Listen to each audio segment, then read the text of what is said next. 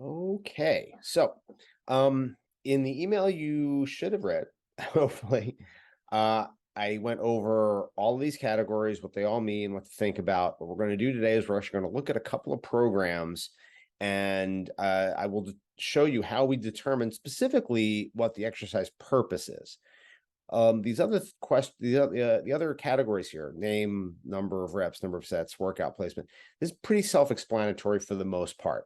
This is the one that's kind of most up to interpretation. So we're going to talk about how to determine that because there are some specific things that we're going to look for. So this is a workout that I wrote for Steph Curry. I'm sure he performed it time and time again before they won the championship. So this is where we put our warm up. Our warm up is almost always going to be just mobility and feel for each of these exercises. What you're actually going to feel, the specific muscles, that's determined by the exercise. I'm not going to go over each exercise right now. So workout placement, this is all warm up, mobility, feel. Sometimes we'll add in a little bit of cardio at the end. It's not there right now, so we're good. So next section here, this is easy because it actually says power training. So obviously power, but if that wasn't there, you could still determine it by the fact that there's only 3 reps a set and it's jumps. It's an athletic movement. Okay. So if you looked it read the email the other day, it's one of the determinants of this category of power is some kind of throw, some kind of jump, some kind of athletic movement like that. So that keeps that very simple. So now we're going to look a little further into the workout. I still consider this the beginning of the workout.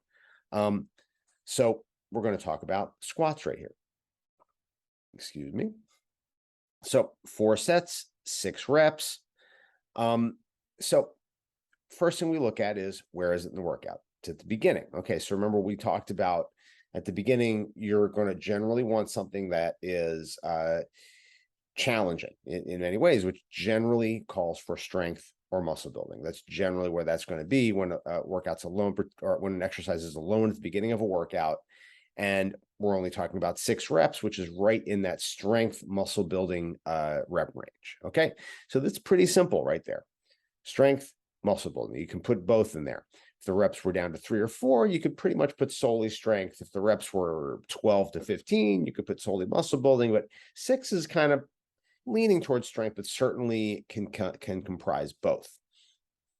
Okay, so that's really important. What that means is you better be pushing the weight on these squats. Okay, so when you're determining the exercise purpose, doesn't do anything if you don't actually apply that knowledge. So push that weight. Okay, so next we're going to move down. Now we're getting towards the middle of the workout. Pull throughs. Okay, 15 reps. And that's grouped with side knee band walks. Okay, so that's something we didn't really talk about is kind of putting exercises together in kind of a bit of a, excuse me, a circuit kind of a fashion. So 15 reps, we're getting kind of towards the end of muscle building in there and getting a little more towards feel.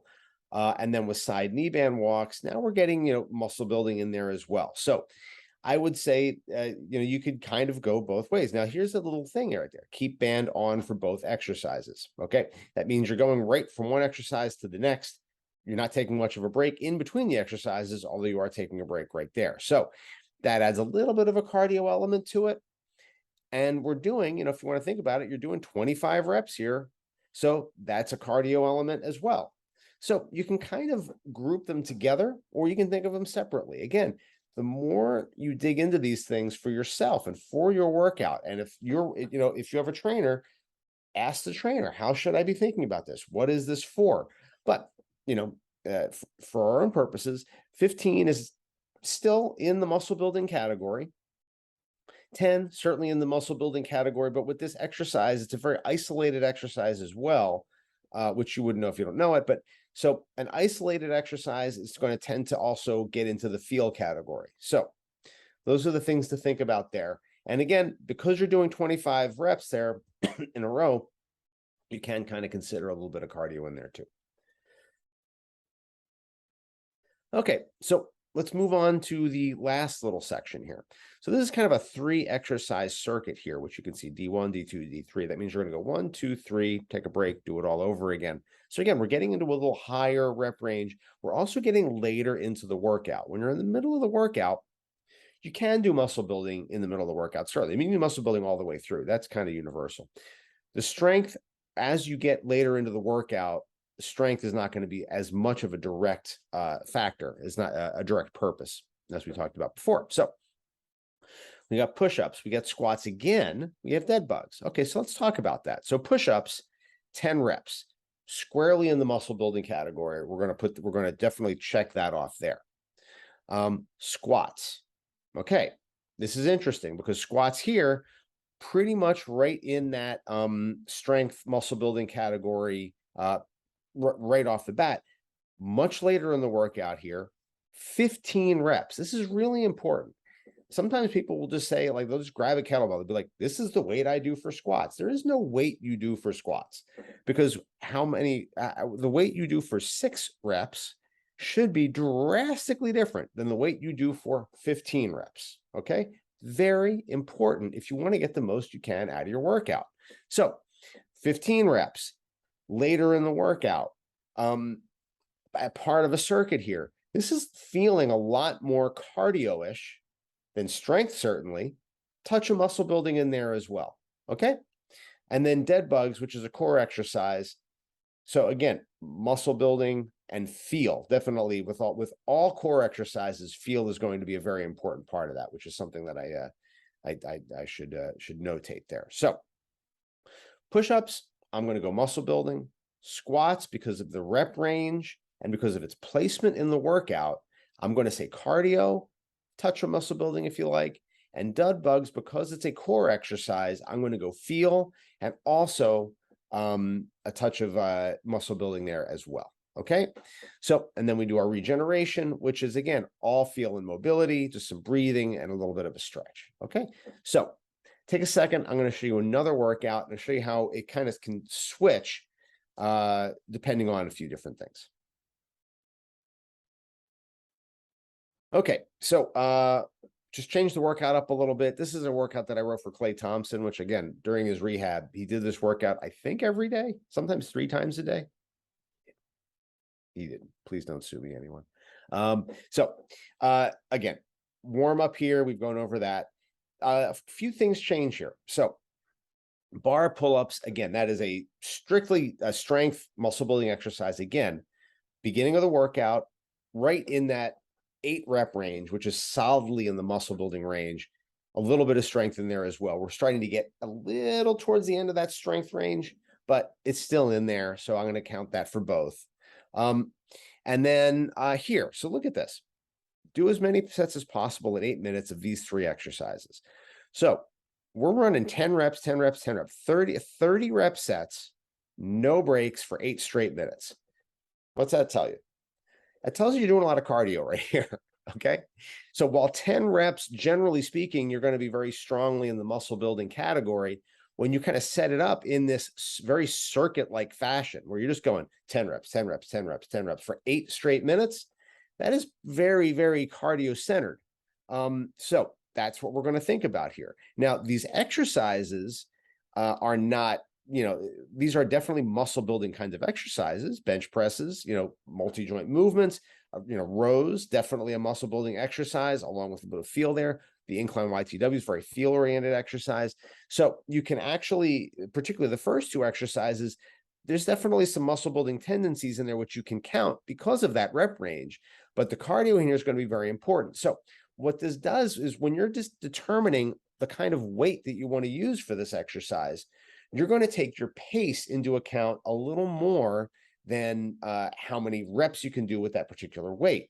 You want to make sure you keep a very a good, steady, high pace, while also challenging you with the weight to some extent. But we're talking about a little pace overweight in this case. Whereas if you just have like a bench press as the first exercise, the weight is going to be your primary concern if you're doing like 8 reps or 10 reps. Okay. So again, knowing the purpose of the exercise that you're doing and how it's set up within your workout is really important to getting what all you can out of your workout. So if you're going max effort, weight here within a circuit setting, then you're not going to get the pace you need to get the most out of this workout the way it is written for you. Okay, very important. And then we finish up with some tricep extensions and some pull aparts. So Tricep extensions are a single joint exercise, just working your triceps.